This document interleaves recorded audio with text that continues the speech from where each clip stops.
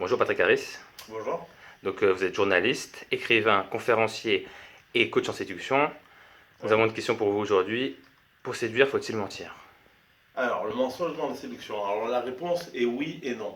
Alors, déjà, ce qu'il faut savoir, c'est qu'il y a deux sortes de mensonges dans la vie. Il y a le mensonge positif et le mensonge négatif. Alors, le mensonge négatif, lui, il est stigmatisé par notre société et c'est tout à fait normal.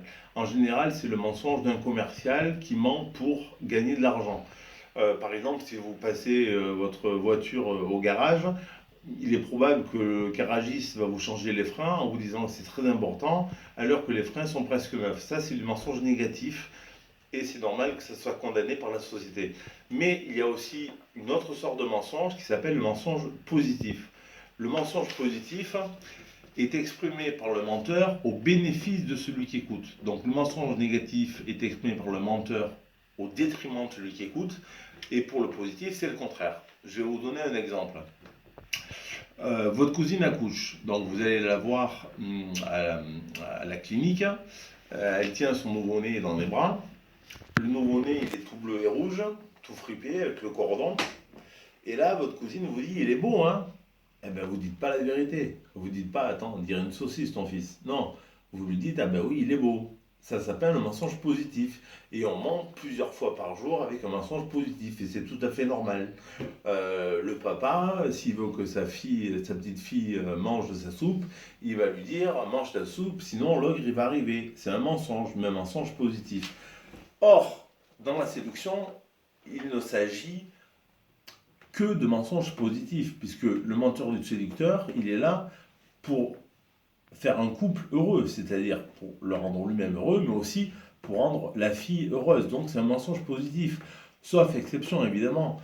Si vous dites à la fille que vous êtes fou amoureux d'elle alors que c'est pas vrai et vous partez le matin, là c'est un mensonge négatif. Mais en général, c'est toujours un mensonge positif.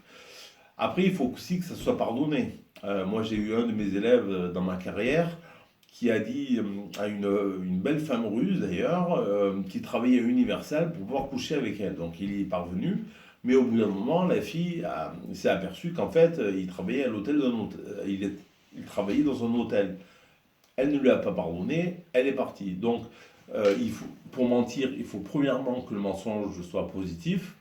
Deuxièmement, qu'il puisse être pardonné par la personne qui reçoit le mensonge une fois qu'elle comprend qu'effectivement il s'agit de mensonge. De toute façon, la vérité, surtout dans le début de la séduction, est impensable. Vous ne pouvez pas aller voir une jeune femme assise sur un banc et lui dire la vérité.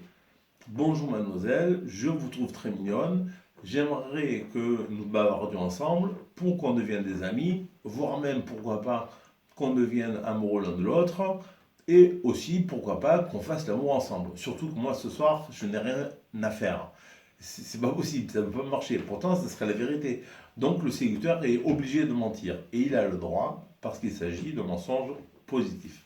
Voilà. Merci beaucoup.